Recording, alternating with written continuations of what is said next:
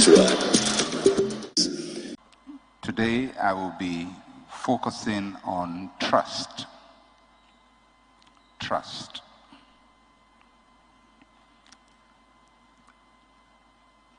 Trust is the glue that holds all relationships together. It is glue. If that glue becomes weak, relationships begin to break apart. And all human relationships are held together by trust, whether it's a marriage relationship or a professional relationship, a business relationship, between a vendor and a client, teacher and students.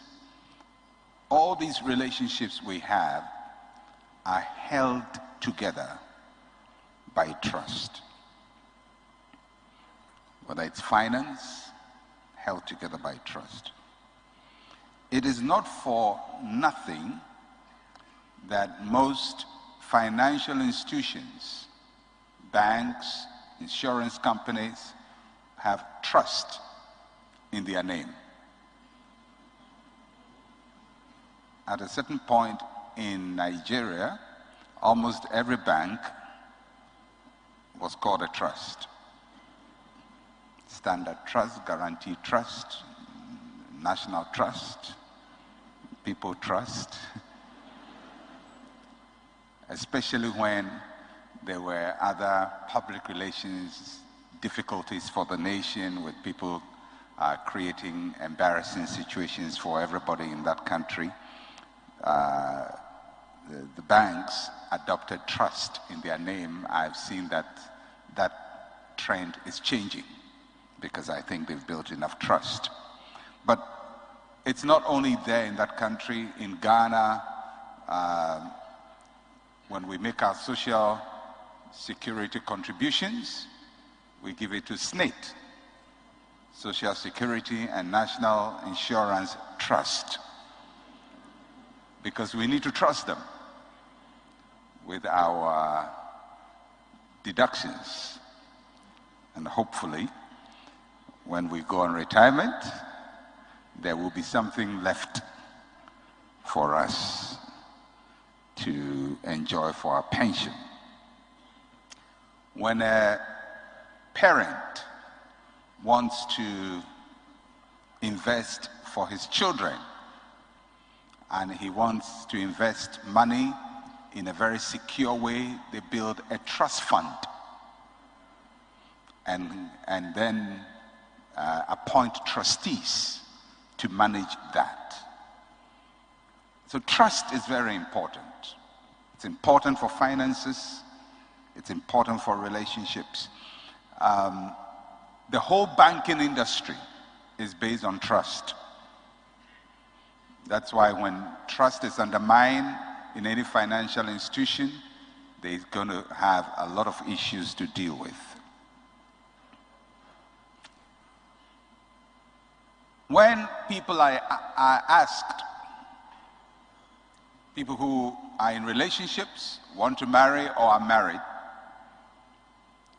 as for what they are looking for, what is the most desirable quality in the person they want to marry or their partner, trustworthiness is almost always number one.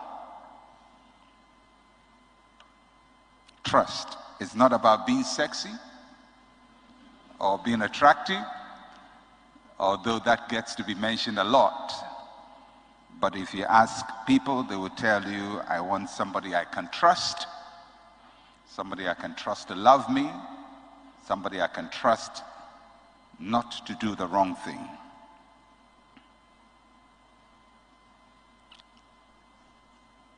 Economically, it has been determined that countries with low trust ratios have weak economies. And I can tell you confidently that in Ghana falls within the zone of countries with low trust. Countries like Norway, Sweden have high trust. And most of the time they operate some of the best economies and social systems for their people. But in countries like ours, trust is very low. You don't even need a research finding. You know we don't trust each other. There is a lot of mistrust, because if you're going to build a big organization, the foundation has to be trust. And where there's no trust, there is no relationship. There's no trust, you cannot deal with people. So what is this trust? That is a glue that banks use and insurance companies use and people are desiring. What is it? Simple definition. Trust is a firm belief. And that is very important. Trust is a belief. It's a belief that something is true, reliable, and strong. Something is true, it is reliable, and it is strong. It's a belief that something is true, is reliable, and it's strong. We believe Social Security and National Insurance Trust is keeping our monthly deductions. We believe that. They may not be, but we believe it. And if there should be revelation that they are not, then people's trust will be minimized, and so contributions will go low. Even in church, if people don't trust, their giving goes down. So trust is important. It's a belief that something is true, it is reliable, and it is strong. I just want to read from 2 Samuel chapter 22, verses 1 and 3, a statement that David made. And he spoke these words at a point in his life. 2 Samuel chapter 22, verses 1 to 3. I'm not sure whether you can do something about the echo, in the sound. 2 Samuel chapter 22, verses 1 to 3. I know sometimes people get worried when I make these comments about sound. I can't handle distortion. When something is distorted and I stay with it for a long time, I have to correct it because I can't handle distortion. 2 Samuel chapter 22, verse 1 to 3. It says, "Then David spoke to the Lord the words of this song on the day when the Lord had delivered him from the hand of all his enemies and from the hand of Saul. And he said, 'The Lord is my rock and my fortress and my deliverer, the God of my strength. In him I will trust. My shield and the horn of my salvation, my stronghold and my refuge, my savior, you save me from violence.'" I want you to take particular note of this verse. David is talking about the Lord in whom I will trust. Verse 3, the Lord in whom I will trust. So he's talking about the Lord in whom he trusts. Now, then he tells us why he trusts the Lord. He says, "I trust him because he is my rock not my stone that is movable, my rock, something that is firmly fixed in place, my fortress, a strong building of defense, my deliverer, my strength, my shield, the horn of my salvation, my stronghold. That's why he trusted. Now, if David had the impression that the Lord was movable, not dependable, not reliable, he couldn't trust in him. So therefore, for trust to take place, there has to be strength, there has to be reliability, there has to be truth. So for those of you who are looking for somebody to marry, if you're a young lady and a young man, let's hope he's not an old man, but a young man approaches you. If he's an old man, just tell him to marry his size. But a young man, your age.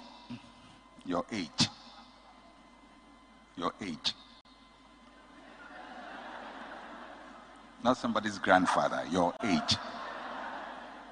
All right. That's for another day. But somebody comes to you, a young lady, a man comes to you, or you're a young man and you're going out with a lady, and you're beginning to wonder, is he the right person and all of that. Most of the time, the things you are thinking about is all trust related. Yes, you think, is he handsome, not handsome? Well, after you met him the first time, you know whether he's handsome or not. So,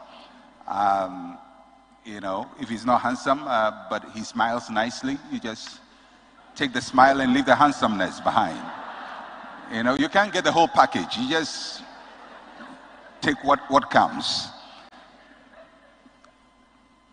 But you want to ask, can I trust him that he will not cheat on me sexually? Will he be faithful? Can I trust him that when I'm weak, he'll be strong for me?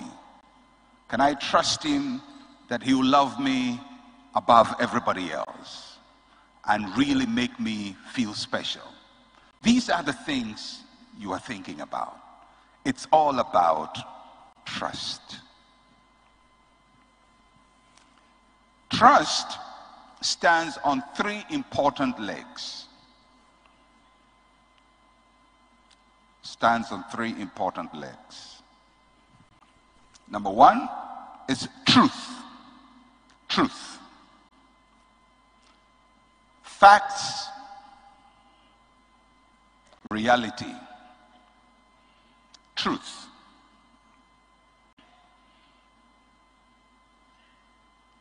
It's a very important foundation for trust. Now, truth is sometimes very difficult to agree on in a relationship, because sometimes we don't see the whole truth. If I hold this sheet of paper or this folder in my hand, and it has two sides. One side, the left side, has a picture. Our backdrop is on the left side. The other side is plain, it's white. Now, if I hold this way, and there are two people, one is standing on my right, the other is standing on my left, and I ask them, what is the color of this folder? One would say it's white. And that's true from where they are seeing it. The other says it is a design of people worshiping. And that's true. They're talking about the same thing. And they may decide to argue over this and never agree. And actually, the one here seeing the white can tell this one, you are a liar, you are a liar. And the other one says, me a liar, you are the liar. You are the big liar. And the reason is because each one is seeing one side. And I'm sure if one of them moved from their side to the other person's side, they will realize he wasn't a liar. So many times in marriages, the quarrel is not really based on somebody being a liar or not a liar. It is simply they are looking at it from different points of view. And if you want to eliminate that, then you have to learn to move from your side and look at it from the other person's side. So trust is important. Truth is a foundation, but don't be in a hurry to call your spouse, your friend, a liar, simply because they are expressing a view of something you feel very convinced about. It simply may mean that you are looking at it from only one side and they're looking at it from the other side. So normally in marriage counseling, when people come with, as for me, I only believe the truth.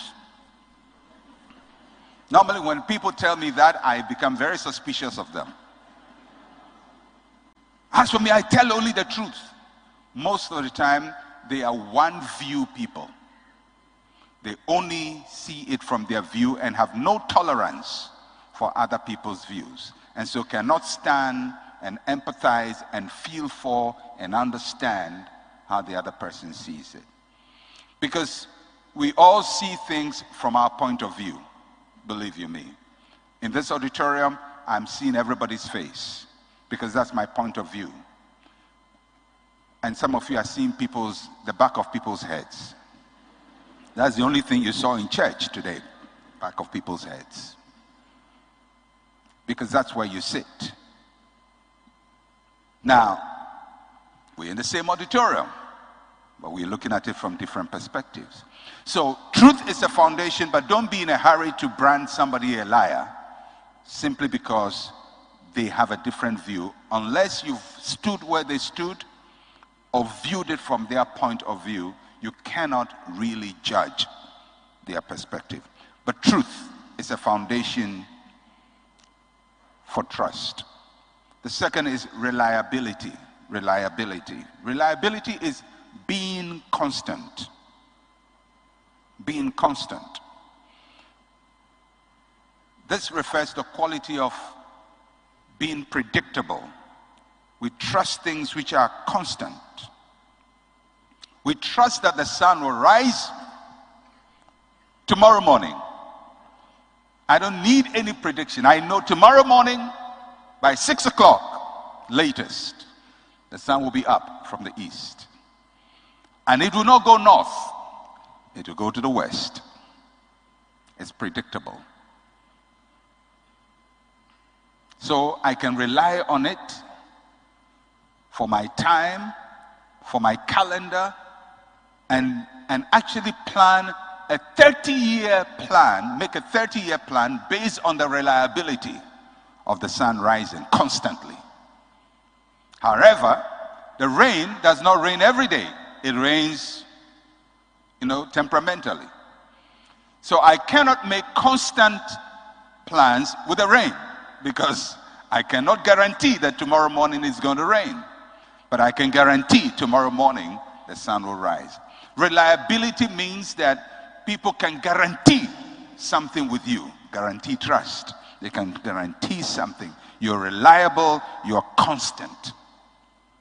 And in every relationship, it's very important that you're constant. You don't want people to always be figuring you out, trying to figure you out. What is he trying to do? What does he mean? What is that? What is that? What is that? What is that? If you're in a relationship where there's what is that, what is that, what is that, there's no reliability. And something else is there, and I'll talk about that. The third pillar, or the third leg on which trust stands, is strength. Strength. Trust stands on strength, the ability to withstand pressure. We trust things that are strong. David said, my strong tower, my rock, I would trust you. We trust things that have been tried and tested and still standing.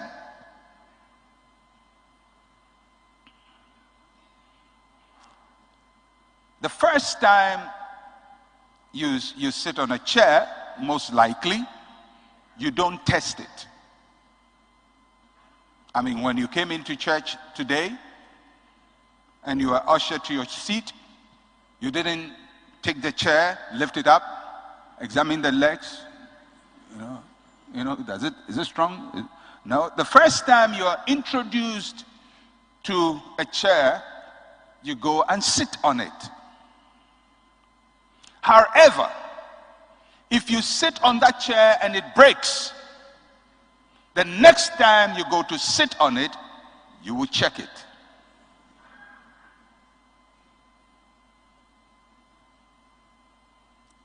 Or if you have had a broken chair experience in other churches before you came here, probably you were in a church where every day you sit on your chair in church, the chair breaks. And after about 10 breaks, you got fed up and decided, let me go to ICGC. Now, if you come to ICGC and they usher you to a church, I can guarantee you, the first thing you're going to do is you're going to examine the chair. Knock it up, hold it. Is it strong enough? Because you've had a broken chair experience. But if you haven't had that, then you're going to trust the chair until the chair proves otherwise. Because you trust that it is strong. It is strong. So, for us to trust something, it has to be truthful, it has to be reliable, it has to be strong. It can withstand pressure. So how does that affect relationships? Relationships, the trust in our relationships are broken, therefore, by lies. Much as I use the illustration of looking at it from different sides, there are people who actually lie. It's not other perspective. This is lie. They can come to your perspective and still it's a lie. There can be lies. There can be weaknesses. Trust can be broken by weaknesses, by violence in a relationship, by rage, drug abuse, alcohol abuse, and most prominently, sexual unfaithfulness. And once it is lost, you may find the other person would never trust that chair again. Because once we break trust, there is the Humpty Dumpty effect. Humpty Dumpty sat on a wall. Humpty Dumpty had a great fall. And all the king's men and chariots, is that what it says? And horses could not put Humpty together again. Now, I believe that as Christians, God can put Humpty together. But there will always be cracks to remind the king's men that Humpty got broken. And this is a fixed Humpty and not the original Humpty. Because the fixed Humpty will always have cracks. Now, there are relationships that start right from the beginning from mistrust. Because there wasn't truth. And there is suspicion. There is non-reliability. The person is not strong. Now, if you are a man and you feel your wife is not strong, you know, there are men who say, I know my wife. She is not strong. Or I know my husband. He is not strong. If you put pressure on him, he will yield. The way I see that girl behaving, I know my husband. If you put pressure on him, these girls that are passing in front of him and smiling, yeah, I know my husband. He is not strong. Now, why would a wife say, I know my husband? He is not strong. Because she has tested the chair. And he knows this chair, it breaks. Let me tell you something for all of you who are in relationships you want to marry. If your ability to withstand sexual pressure and still remain firm before you marry helps you to trust each other after you marry. I know it will put pressure on you because your hormones are boiling. But if you can be strong and your wife knows that yes, you courted for so many years, you were together many times, you had the opportunity to do something beyond brother, sister. But both of you resisted that pressure and you stood firm. It confirms to both of you that this chair can be sat on. It's firm.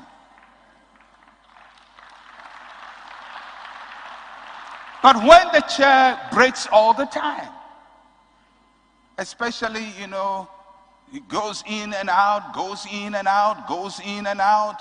Today is with that and tomorrow with that other man and with that other girl. And you keep undermining that trust. You go ahead and marry, and I'm not saying that your marriage will not work. That's not what I'm saying. I'm not saying it will not work. But you would have trust issues. You will have trust issues. It is better to build trust with the person you want to marry, because in marriage there will come pressure. What if you work in the office and the office sends you on a trip with a colleague?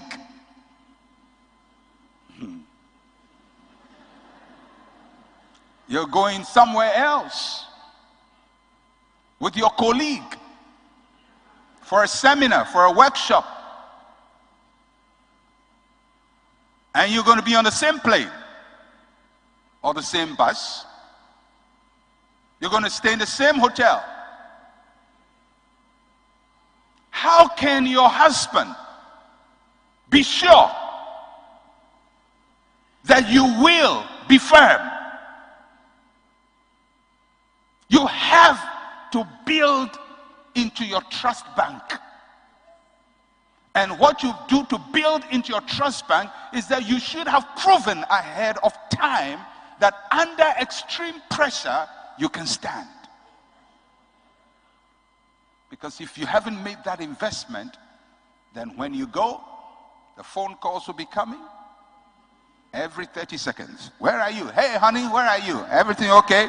Honey, how are you? Everything okay? Honey, how are you? Everything okay?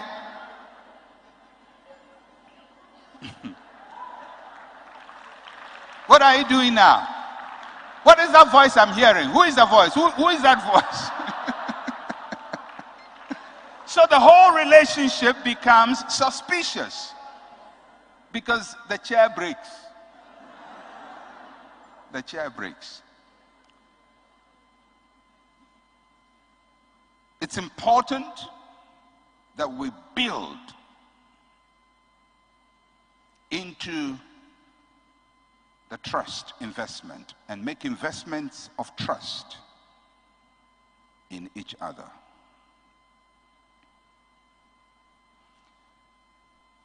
Now, usually When trust is lost, it takes a long time to restore it. And when it is being restored, there will always be reminders. Don't take it negatively. God is a redeemer. Jesus is a redeemer. And he can not just redeem our character, but he can redeem our relationships and redeem them to the uttermost. He can make something that started as a problem become a solution. But for that to happen, we have to work with him. And we have to allow him to rebuild the broken pieces. It's better if the pieces never got broken. But if they are broken, they can be mended. And you can mend it. Now, if, for example, I am in a relationship with somebody, let's not even talk marriage, business relationship, and you go and I lie big time. You know, the kind of lie that when you are caught, you can't do anything about it. You are caught and you are caught. You lie big time. And my business partner says, I don't trust you again. But granted, I repent, and I genuinely repent, and I go to the Lord, and I repent, and I really start working on my character, and I begin to build trust. I am not going to expect that this person is going to trust me overnight, the way he trusted me the first time. He's going to trust, but verify. Always trust, verify, check, cross-check, recheck, overcheck.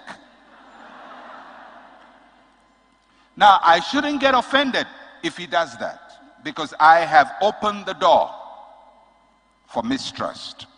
What I should do is pray that God will help me never to undermine trust again, so this person can grow to trust me, if not as perfectly as before, as close as possible as before. But if I get offended at that, then it means I don't even acknowledge what I have done to create the mistrust. It takes a long time to build trust. As anybody who has been broken knows. When I was a young boy, I went to swim in our so-called swimming pool, which I later got to realize it was a gutter. But, you know, we call the swimming pool, and let me just address it as a swimming pool for my own dignity and self-respect. It's not good to think that the pastor was swimming in a gutter like a Zongo boy. So, now, when I got to that swimming pool, I had an experience. I jumped up, dived because I saw people do it, and I went down, and I swallowed a lot of water. And I came up. And I don't swim again. I don't trust the water. I don't trust the water. When our children were young, we took them to the swimming pool, and and daddy come, it's so easy. I said, go ahead. I don't trust the water. I don't trust the water. I don't trust it.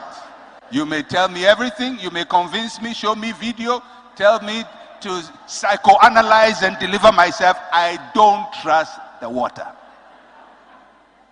I don't trust it. But my children trust the water. My wife trusts the water. I don't trust the water. Clean swimming pools, clean. clean, clear water. Lifeguards, everybody. I don't trust you. Now maybe if I am desperate enough, I may overcome the mistrust. But that water did something very bad. Very, very bad to me when I was very young. I don't trust it. That's what trust is. That's what happens. You get a broken heart, and it's broken really, really, really hard. Trust becomes difficult. And that's why sometimes people can be in a relationship for a long time and not be able to make a permanent commitment because Humpty got broken. And they can't trust. And sometimes when you can't trust and you do nothing about rebuilding trust, you can deepen your mistrust. You can deepen it. Now, in relationships, there are little things we can do to build trust. I mean, instead of just going to somebody and say, trust me, trust me. Trust me, I'm telling the truth, trust me. Just tell the truth. They will trust you. Because telling people trust me won't make them trust you. You have to be a rock.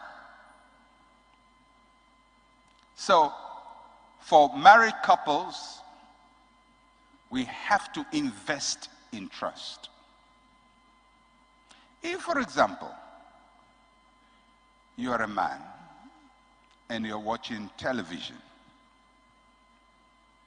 which happens to all of us, watching a nice program, maybe a documentary, something nice, and you're right in there, and it's getting to the sweet part, and your wife calls you or comes to sit by you, and you know she needs a little attention. You know it.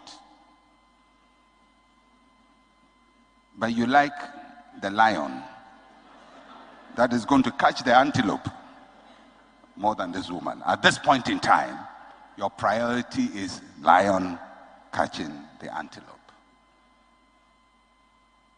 Because at that time, the woman is thinking, and I'm saying woman because I'm a man. I'm not married to a man, I'm married to a woman. So I use man, woman, example all the time.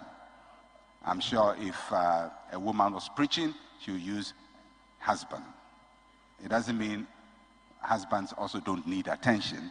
I'm just saying I'm a man, and so I'm using a woman as an example. Now, at that time, that woman is calculating in her head, whom does she love more? The lion or me? Because you've seen it. I mean, when you're a man, a husband, you can always tell when your wife just wants to chat, but you don't want to chat because you must finish this documentary. Now, if I muster the courage, which once in a while I do, muster the courage and put off the TV, shut it down, and turn to her and say, how are you doing? At that time, I have invested in trust. I've invested in trust. Now, the next time I tell her, I love you, it will not be my words. It will be that I turned off the TV and I sat by her. Now, if I didn't turn on the TV and I kept watching, I said, oh, don't worry, I'll finish just now. Don't worry, I'll finish. Oh, don't worry, this is very interesting. I think you'll like it. And then, everything, the lion catches the antelope, and I feel, wow, that's a great thing. Wow, these lions are powerful. All right, now, the lion has antelope has been caught. Then later, I say, honey, you know, I really love you.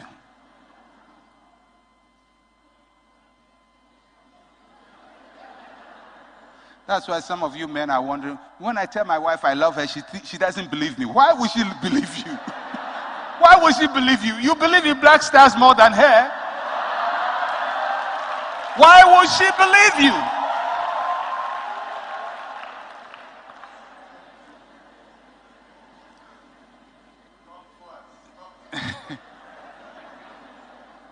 So, you may not have a big opportunity to build on the trust. There are little opportunities that God will bring your way. An opportunity to do something very small. And it may be so small you may not even think it's big. But that small act can be a huge deposit of trust, which will help build your relationship. It's almost like, you know, your friend.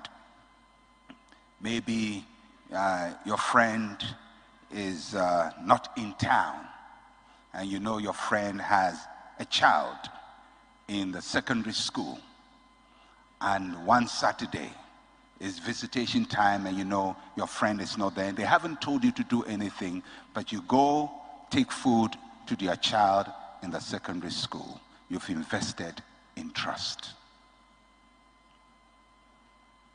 And next time, if you say, that's my friend, in his heart he would know that's true, because you invested that little act of going to the secondary school to give some food to his child.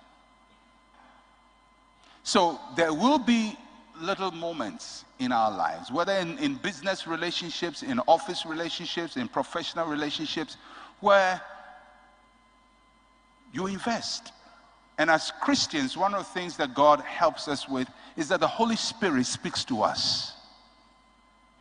The Holy Spirit speaks to us and makes us sensitive to the things we must be sensitive about.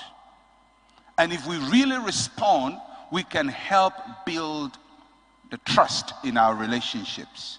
Because one of these days, you're going to cash on the trust. I firmly believe that if we build trust at all levels, interpersonal relationships, we can solve almost all the financial problems we have. I've said it several times, poverty is not a problem. Mistrust is the problem. Because if I trust you, I don't need money to transact with you. You know, many years ago, people's words were all that was needed for a business transaction. And even now, there are people who pick up a phone and call a bank, and without issuing a check, without any documentation, they can give them some big money, 5 million, 10 million, just a phone call, because of trust. You will go with your collateral, your mother's house, your grandmother's house, your family land, and guarantees from everybody, and you don't get a loan. Nobody trusts you.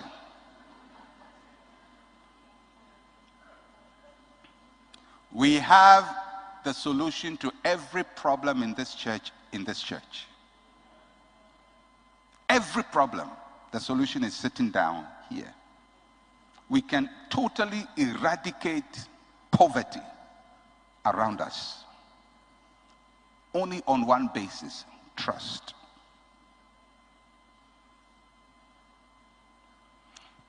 But it's difficult to build because Ghana is generally a low trust society. We don't trust people. There's tribal mistrust, ethnic mistrust. There is general mistrust because for some reason, lying sometimes comes quite easy to some people. Stealing, taking advantage of. Instead of investing in trust, we are always cashing what we haven't invested.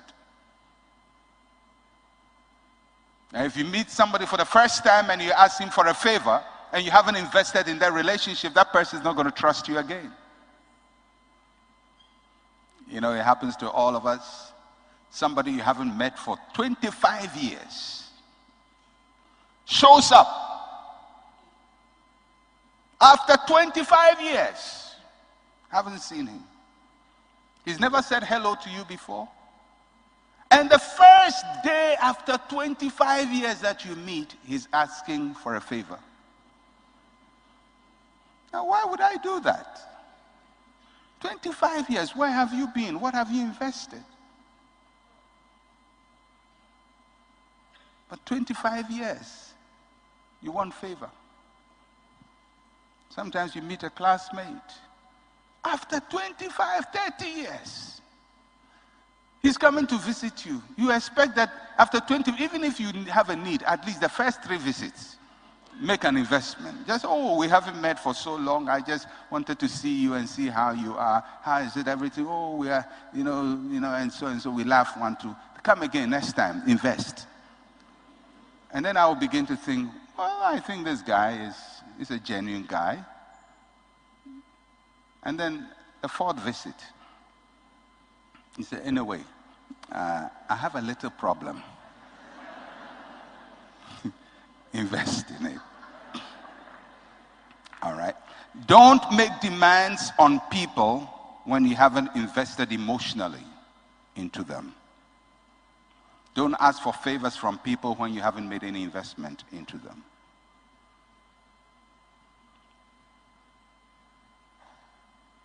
So, what do we do when trust is broken? Maybe you are here today and the trust is broken. First, you have to come clean. Come clean. There's nothing more annoying than somebody who's done something wrong, everybody knows is wrong, and is still denying. Because denial only leads to more mistrust. So the truth has to come out, along with the responsibility or the commitment to take responsibility for your actions. So, the thing has happened. Don't try to polish it. Come clean. But in coming clean, you have to also be mindful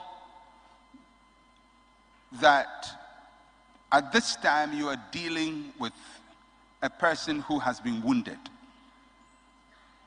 And the measure in which you communicate your coming clean is very important, because you may end up wounding the person the more. But be as honest as possible, as clean as possible, and as open as possible. And don't blame anybody. Take personal responsibility. Because it's almost like when you have a wound, you have to clean the wound. Clean the wound. In our day, it was with iodine. You clean the wound. Do they still use iodine for sores, for wounds?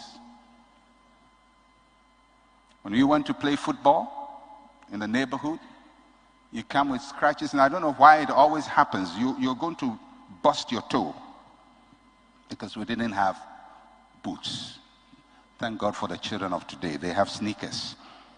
We play football with our bare foot, and you're going to bust your big toe. I've torn that thing about 1,000,000 times, you know. Poof, it's open. And then when you come on the field, you are limping, but when you get home, you're trying to walk straight.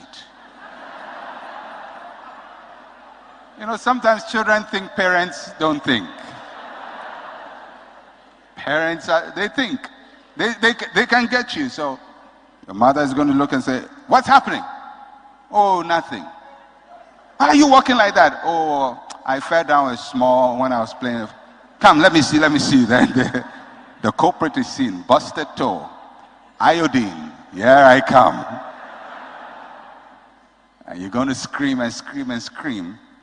But the reason they clean the wound is because they don't want the wound to fester.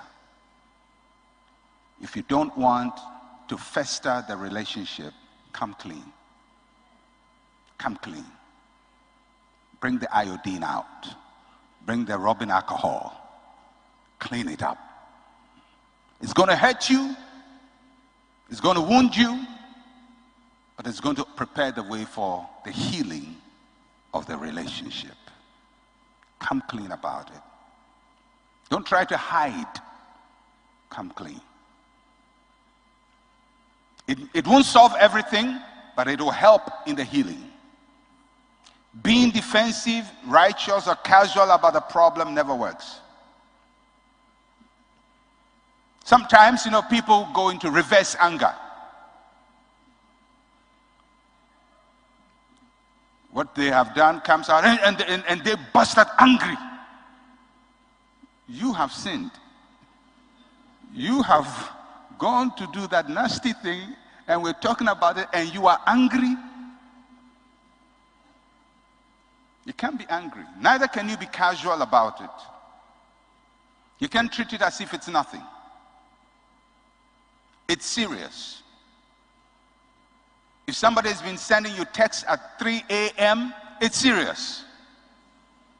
And you can't say that Airtel delayed the text. It was sent in the afternoon, and Airtel delayed it.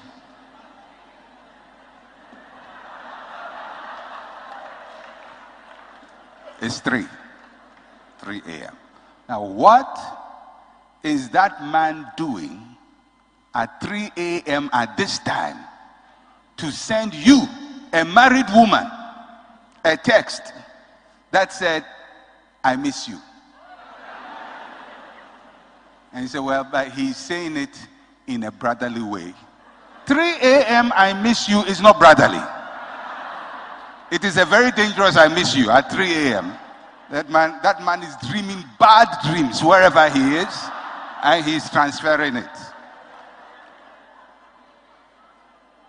If you are caught, come clean. Don't just say, "This man, I don't even know him," or "I don't know him." You know him. You know him. Yes, come clean. It won't kill you. The iodine will hurt you, but it will help you to be healed. It's important to talk about what made you do it. Not with the intention to make an excuse, but sometimes it's always important in talking about what got you into a place, it helps you to also understand the processes that gets you into a mess.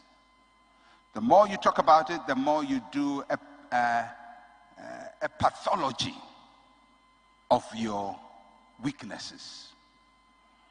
Because you should be able to lay yourself out there and do a proper study. And know that when you are in this mood, when you think this way, when that happens, when this happens, it makes you prone to do that. It's always important to do that. Now, since you are in a partnership, when you make your partner aware of the processes that leads you into trouble, that partner also becomes a help in your healing. So when the trouble is coming, they can give you early warning signals. For example, if you're a man and you know that certain states or certain times in your life, when you feel angry, you feel depressed, you're going to get drunk.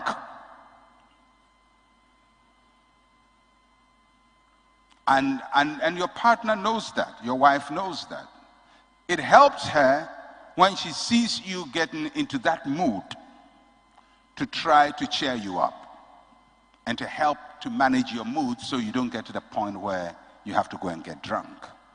You have to open up and talk about the processes. And if it's adultery, you have to open up to know what leads you to that. So when the signals are showing, help can be offered. Even if your wife cannot do it or your husband cannot do it, both of you can seek for better help. In a marriage, it's always important that when we are trying to rebuild trust, that we make our lives an open book. That means your cell phone should be there. And when you have a call, you don't run. You know, when you have a marriage where somebody has a call or a text and they are running, let's face it, why are you running? Is it that the world is going to end if you don't pick that call? I mean, Jesus is calling you right now, that a rapture is going to happen in the next 2 minutes. No. Why is it that when you receive a text, you have to run? And pick your phone and quickly hide it. You are hiding something.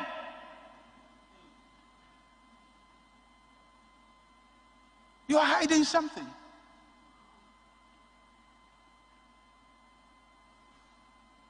If you have a conversation, if you're a man, you're having a conversation with another woman that you think you would not feel comfortable if your wife was there, don't have it.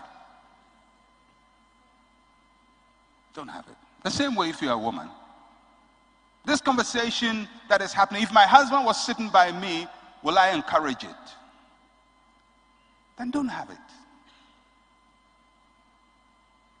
I think it would be good for couples to exchange phones.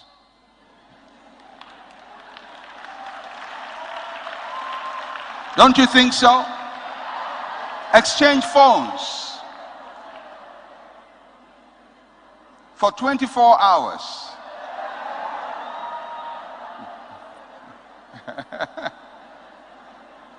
You pick my calls, I pick your calls.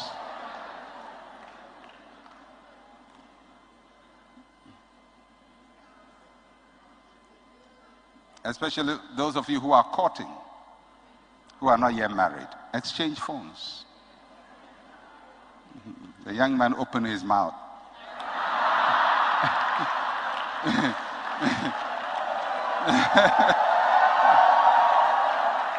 That's what he did. He did it.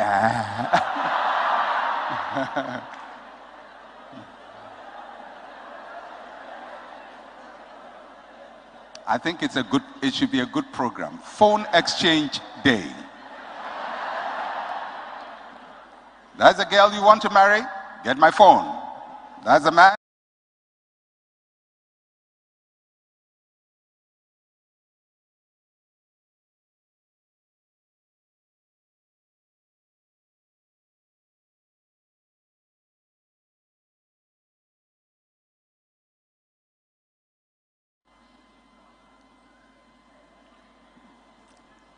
Trust.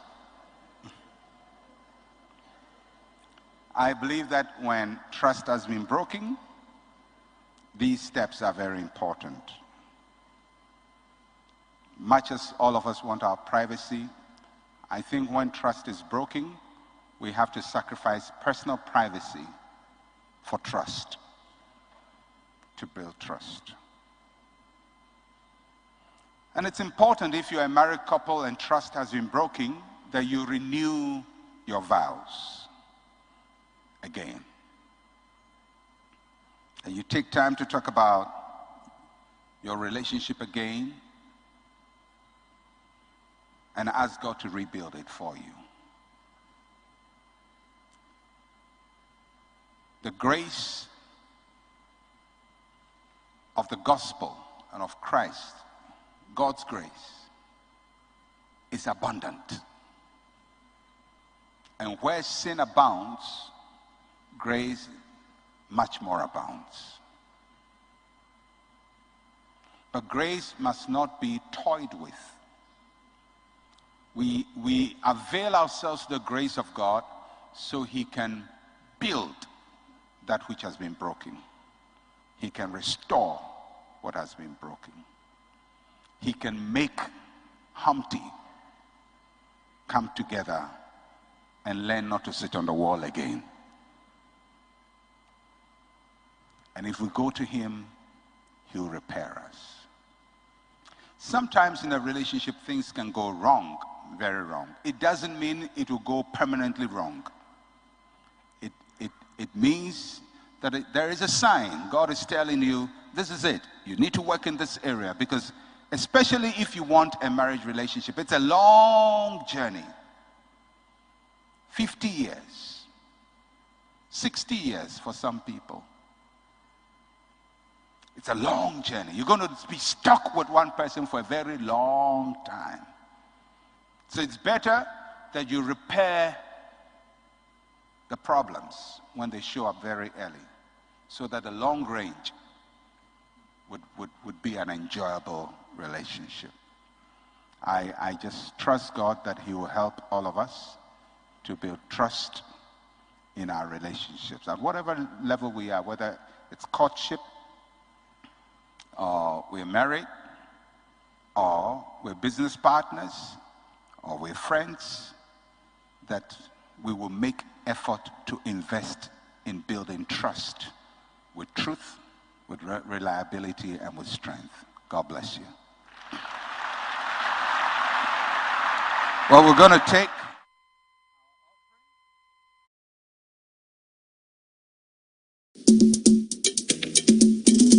Thank you for listening to Live and Word.